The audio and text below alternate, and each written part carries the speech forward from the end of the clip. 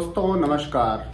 आज मैं आपको भारतीय राजनीति की एक बहुत ही रोचक घटना के बारे में बताना चाहता हूं कि एक वोट के अंतर से श्री अटल बिहारी वाजपेयी की सरकार गिर गई थी। हुआ यूं था कि केंद्र में विभिन्न दलों की एक साझा सरकार थी। उसका नेतृत्व श्री अटल बिहारी वाजपेयी कर रहे थे। उनके मंत्रिमंडल में अन्य दलों के सहयोगी भी थे, जैसे AIADM की जयललिता के अलावा अकाली दल, नेशनल कॉन्फ्रेंस और अन्य दल भी थे। अटल बिहारी वाजपेयी साहब को उस समय बजट प्रस्तुत करना था, लेकिन तत्कालीन राष्ट्रपति ने उनसे पहले कहा कि आप पहले अपना लोकसभा में बहुमत साबित कर दें।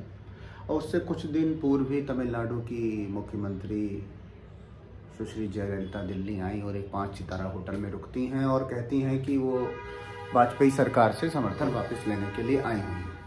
और कुछ ही दिनों के बाद उन्होंने राष्ट्रपति को एक पत्र भेज दिया, जिसमें उन्होंने राष्ट्रपति को लिखा कि वाजपेयी सरकार को उनका समर्थन नहीं है। दोस्तों, हुआ यूँ था कि जयललिता के ऊपर बहुत सारे आयकर विभाग से संबंधित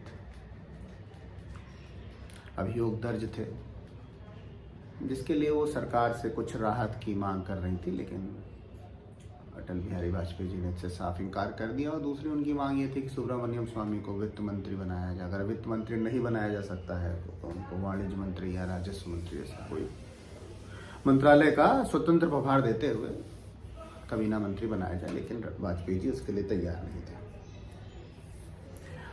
और दोस्तों, उससे पहले वाजपेयी सरकार के लिए एक राहत की बात ये आई थी जब ओम प्रकाश चौटाला ने ये घोषणा कर दी थी कि वो राष्ट्रीय जनतांत्रिक गठबंधन को अपना समर्थन देंगे। इसी बीच अटल बिहारी वाजपेयी सरकार के कुछ जो विश्वास पात्र लोग थे, उन्होंने मायावती से भी संपर्क साधा। मायावती से संपर्क करने के साथ साथ उन्होंने काशीराम से भी संपर्क साधा। लेकिन जिस प्रकार राष्ट्रीय जनतांत्रिक गठबंधन के सहयोगी भी सक्रिय थे, वैसे ही विपक्षी दल भी काफ़ी ज़्यादा सहयोगी थे तो काफ़ी बहुमत के प्रति आश्वस्त भी थे। और बहुमत का परीक्षण होता है लोकसभा में और सरकार एक मत से गिर जाती है। तो एक मत से गिर जाती है, उसके पीछे भी कारण हम आपको बताते हैं। उस समय कांग्रेस के मुख्यमंत्री थे गिरधर गोमांग। गिरधर गोमांग 6 महीना पहले ही उड़ीसा के मुख्यमंत्री बने थे, लेकिन उन्होंने अपनी लोकसभा की सदस्यता से इस्तीफा नहीं दिया था। उसी समय वो सदन में उपस्थित थे और उसी समय लोकसभा सचिवालय के सचिव ने एक उनको पर्ची प्राप्त होती है। उस पर्ची में क्या लिखा रहता है किसी को नहीं मालूम। उन्होंने उसको टाइप कराने के लिए भेजा उसको। बाद में पता चला कि उसमें उन्होंने उसको टाइप कराने के लिए ये भेजा था कि उसमें ये लिखा था कि श्री गिरधर गोमांग अपने विवेक के आधार पर लोकसभा में मतदान कर सकते हैं।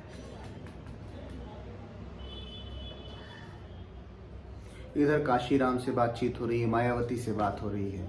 मायावती जब सदन में आती हैं तो मायावती सदन में अपने सांसदों को एक व्हिप जारी करती हैं कि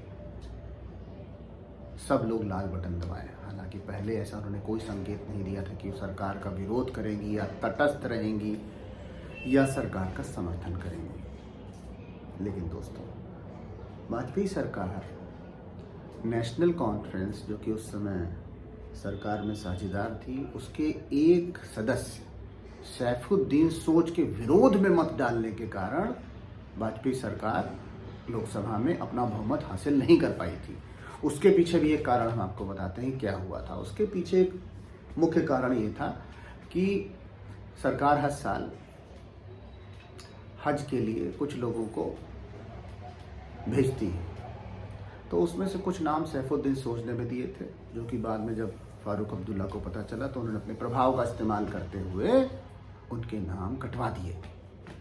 उस नाम कटवा देने के कारण सैफुद्दीन सोज ने सरकार के विरोध में मत दिया और वाजपेयी सरकार एक वोट से गिर गई।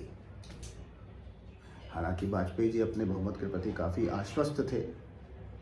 बाद में एक वोट से गिरने के बाद में वो काफ़ी ज़्यादा निराश भी थे, लेकिन जैसे वाजपेयी जी काफ़ी एक कद्दावर नेता थे और उन्होंने तुरंत ही अपने आप को संभाल लिया। तुरंत राष्ट्रपति भवन पहुंच के उन्होंने राष्ट्रपति को अपना इस्तीफा दे दिया।